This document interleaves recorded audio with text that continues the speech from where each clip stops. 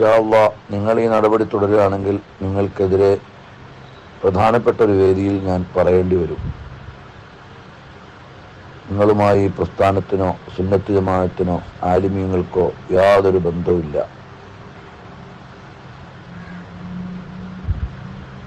ഇദ്ദേഹത്തെ സമീപിക്കുന്ന എ.പി. ഉസ്താദിനെയും പ്രസ്ഥാനത്തെ അംഗീകരിക്കുന്ന മുഴുവൻ ആളുകളും സൂക്ഷിക്കണം എന്ന് പറയാൻ ഉദ്ദേശിക്കുകയാണ്.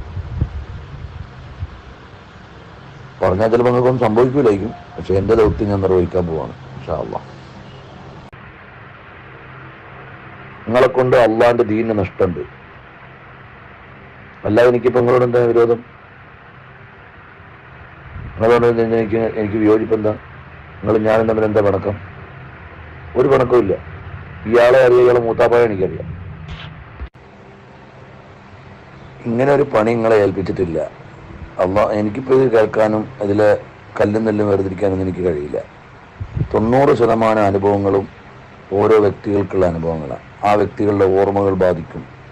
അവരുടെ മിക്കവാറും അവർ മാത്രമേ അതിന് സാക്ഷി ഉണ്ടാവുള്ളൂ. ഇങ്ങനെയൊക്കെ ഇതിനകത്ത് ഒരുപാട് നുക്സാനുകളുണ്ട്. നിങ്ങൾ ബുക്കും കൂടി ഇറക്കിയിട്ട് നാളെ മുതലിൻ്റെ സുന്നത്ത് ജമാഅത്തിൻ്റെ ആളുകൾ അതിനെ പ്രതിരോധിക്കേണ്ട അവസ്ഥ വരും. അതുകൊണ്ട് നിങ്ങളോട്ട് ഞാൻ കലാമില്ല.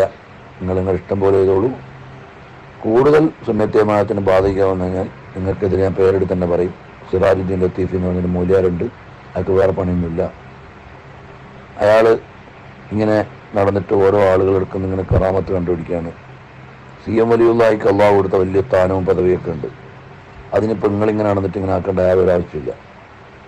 നമ്മൾ ഓരോ ബഹുമാനിക്കുകയും ഓരോ ഇൽമിനെയും ഓരോ ദറജകളെയൊക്കെ ആദരിച്ച് സ്നേഹിച്ച് സിയാറത്ത് ചെയ്യുന്നവരും നമ്മൾ ഉസ്താമാർ കാണിച്ചു തന്ന വഴി പോകുന്നവരുമാണ്.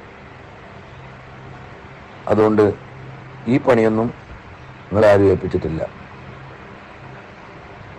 അതുകൊണ്ട് നിങ്ങളെ ഇഷ്ടം പോലെ ചെയ്തോളൂ. ഞാൻ എന്നെക്കൊണ്ട് അള്ളാഹുവിൻ്റെ അടുക്കൽ സാക്ഷി പറയാൻ പറ്റുന്ന രൂപത്തിൽ നിങ്ങൾ ഈ കാര്യത്തിൽ ഞാൻ കൈകാര്യം ചെയ്യും.